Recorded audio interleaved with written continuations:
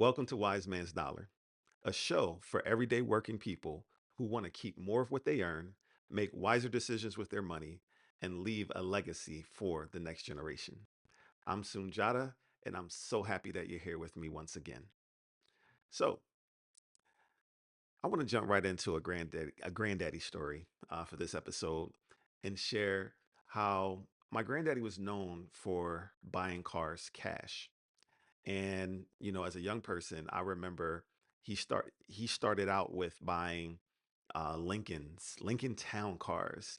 That was his thing. I remember riding around in his Lincoln, really comfortable, Lincoln Town cars. And as he got older, and as I got older, he started buying Mercedes Benzes, and I remember it was like every 4 years he bought a new car, and every 3 to 4 years, he bought a new car. And, I remember my mother always saying, granddaddy buys cars cash. And I thought that was so cool. And, it just, to me, it spoke to his stability, and how he had the resources to do that. And I also thought it was the smartest thing to do as I got older. As I got into my early adult life, I realized that it was the smart thing to do because you avoid payments, you avoid debt, and you avoid interest. So guess what I've done in my adult life? Not for every car, but for the last three cars that I've purchased in my adult life, I've purchased them all cash. And it literally was up until last year when I learned about, what this podcast is all about, or what this YouTube channel is all about. Um, that I thought that was just the wisest thing to do, the smartest thing to do. And, but after learning about the all that asset and the infinite banking concept, I started asking a different question. And for those of you who might be new, the all that asset is uh, dividend paying, I'm sorry, properly structured dividend paying whole life insurance.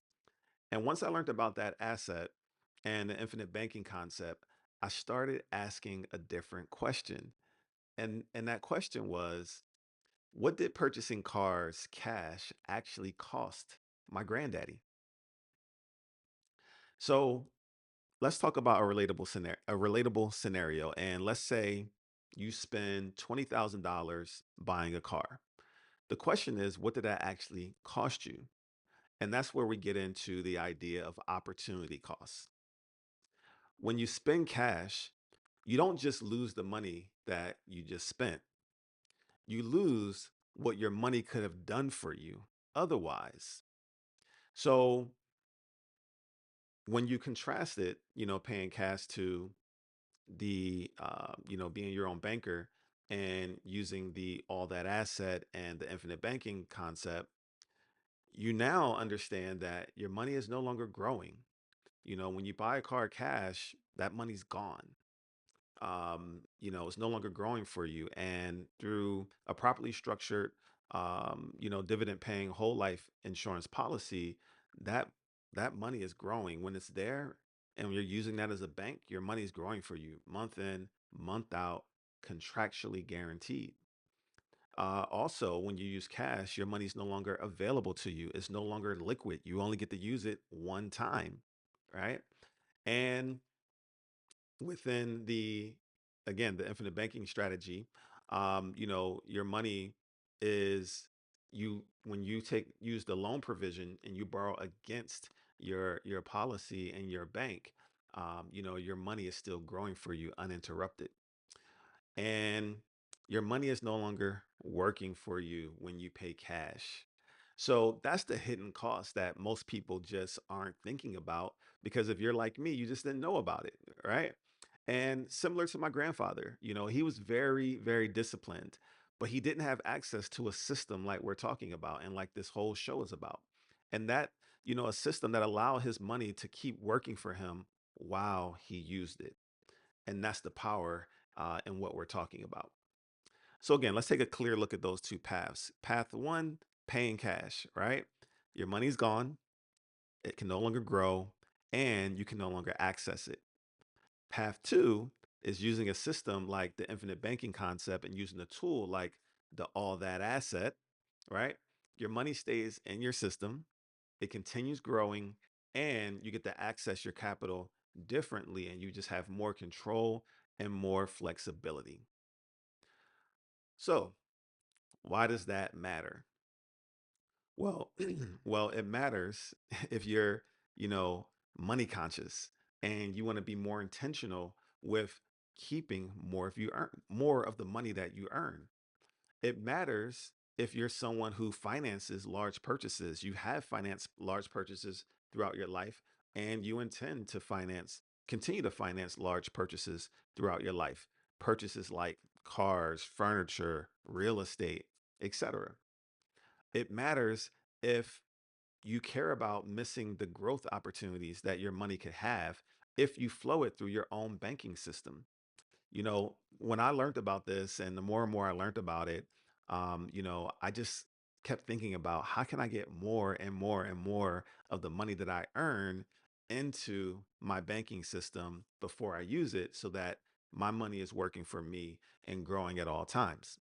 And it matters if you don't want to continue to restart every time you make a purchase. Most people are unintentionally resetting their financial progress every time they spend money. So, here's the key takeaway.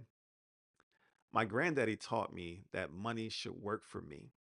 And what I'm sharing here is just a more efficient way of doing exactly that. So, in the next episode, I'm going to give you some more insight into my personal journey using this asset and strategy by letting you know exactly why I decided to start my own personal bank.